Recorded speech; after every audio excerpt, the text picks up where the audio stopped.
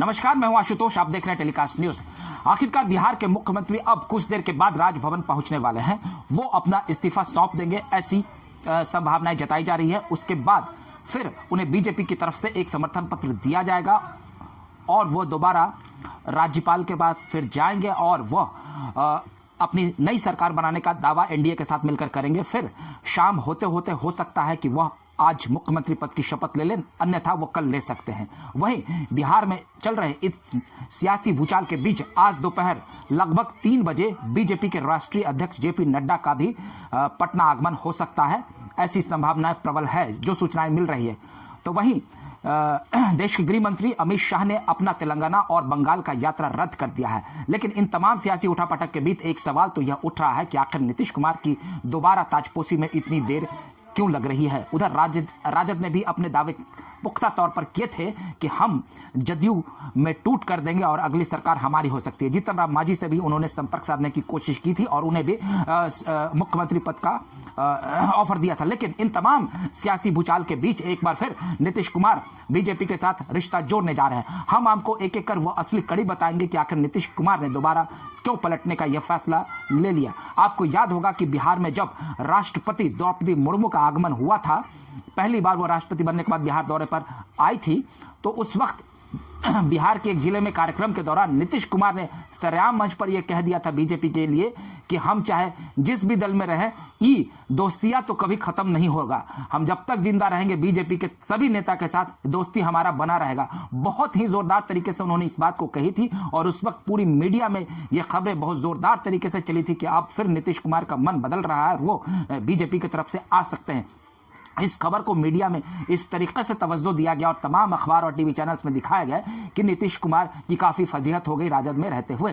तब नीतीश कुमार को आकर सफाई देना पड़ा था कि हमारे बातों को गलत तरीके से दर्शाया गया। तो वहीं फिर G20 का जो शिखर सम्मेलन दिल्ली में हुआ, उस वक्त प्रधानमंत्री नरेंद्र मोदी ने अमेरिका के राष्ट्रपति से नीतीश कुमार की जिस तरीके से मुलाकात करवाई और जो तस्वीरें सामने आई, उसके बाद भी यह कयास लगने लगे कि नीतीश कुमार का मन डोल रहा है। और रह रहकर अटल बिहारी वाजपेयी, लाल कृष्ण आडवाणी और वो पुराने दौर को बीजेपी के जो तमाम शीर्ष नेतृत्व है, उस दौर को नीतीश कुमार हर वक्त याद करते रहते थे।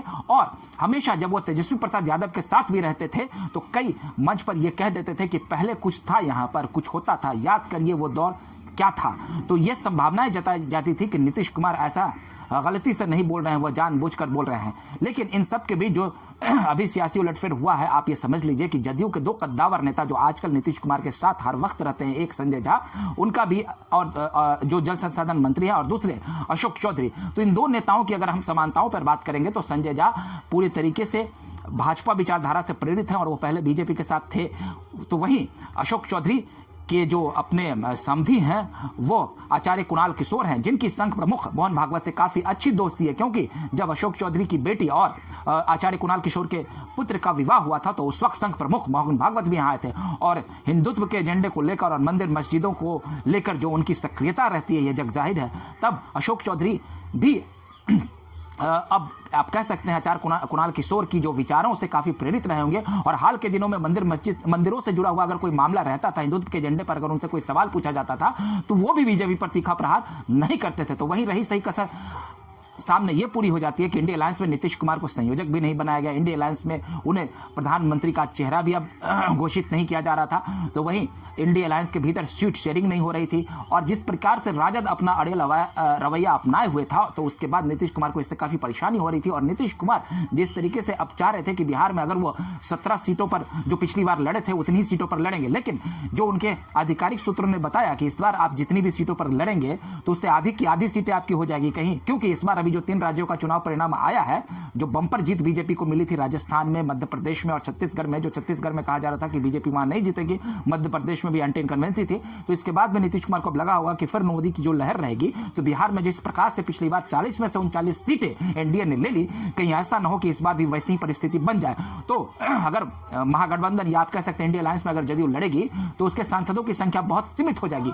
तो कई ऐसे फैक्टर्स थे जो नीतीश कुमार को हमेशा डोलने पर मजबूर कर रहे थे। लेकिन इन सब के बीच जो सियासी उथल पुथल हो रही है उसमें जदयू में टूट की संभावनाएं भी दिख रही थी, क्योंकि कुछ जदयू के विधायक जो हैं वो राजद विचारधारा से प्रेरित भी नजर आते थे। लेकिन इन तमाम समीकरण के बीच जदयू ने अब अपने तमाम विधायकों को पर शिकंजा कस लिया है और वो अपना किसी तरीके से डोलने वाले नहीं और बीजेपी के साथ मिलकर नीतीश कुमार अब नई सरकार बनाने जा रहे हैं। बहुत बहुत धन्यवाद।